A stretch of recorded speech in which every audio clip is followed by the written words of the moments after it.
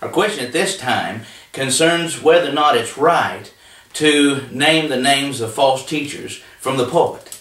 You know, that is a subject that comes up from time to time. Someone says, well, you know, in a sermon, it's really not the place of someone to, name someone who's a false teacher and to name them out publicly, even though they've said things that were wrong, they've said things that were in error. You shouldn't be doing that kind of thing.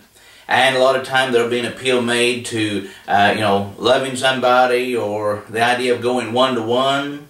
In other words, if someone does something wrong, go to them one-on-one and deal with it. There is a place for that. Matthew chapter 18 speaks of this. There is a place where if you've sinned against me, I need to go to you and me and you just deal with it and get it figured out. Matthew 18 verse 15 down through verse 17 discusses that. But the question is, can someone who has admittedly taught false doctrine, can they be named publicly as having done so? Well, if the Bible account means anything, and if the examples from Scripture mean anything, then the answer must be yes, that this can be done. Somebody says, well, what do you mean? Well, for example, in the book of Timothy, we read about this, that in the book of, for example, in 2 Timothy chapter 2. In 2 Timothy chapter 2, after telling folks in verse 15 to study, to show thyself approved unto God, a work that needs not to be ashamed, rightly dividing the word of truth, he goes on and says, but avoid, he says, irreverent babble, for it will lead to more and more ungodliness. And he says, and among these, he said, it will spread like a canker, spread like gangrene. Among these, he said, are Hymenaeus and Philetus, who, he said, concerning the truth have erred, and he said they have said the resurrection is past already, and overthrew the faith of some. Now, right here in this passage, right here in this verse, that this letter that was written from Paul to Timothy, and written as a matter of inspiration for all the world to read for the rest of the time that the world stands, we know there were two false teachers here, Hymenaeus and Philetus. And the false doctrine was, they said that the resurrection is past already. And the result was, it overthrew the faith of some people. In other words, it had an effect upon others. And so when you think about that, this is just one example. You look over in the book of 2 Timothy also, 2 Timothy chapter 4, where he says in verse number 14, Alexander the coppersmith did me much evil. Now think about that. Alexander the coppersmith. And so right here we note his name again, Alexander.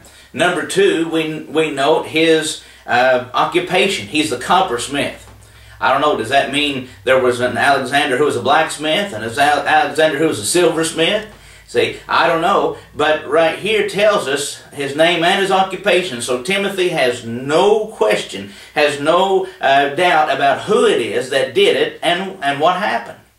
See, we see this over and over again. Jesus spoke to his disciples in the book of Matthew chapter 16 and verse 6 down through verse 12. And he told them, beware of the leaven of the Pharisees and the Sadducees.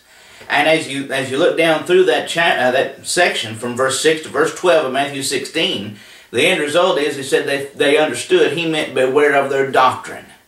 Well, if he says beware of the doctrine of the Pharisees and of the Sadducees, then we're told, it's pretty clear what the problem was. And those apostles would understand what it meant when he says, beware of their doctrine, and they knew who the Pharisees were, they knew who the Sadducees were, and they knew what that doctrine was going to do.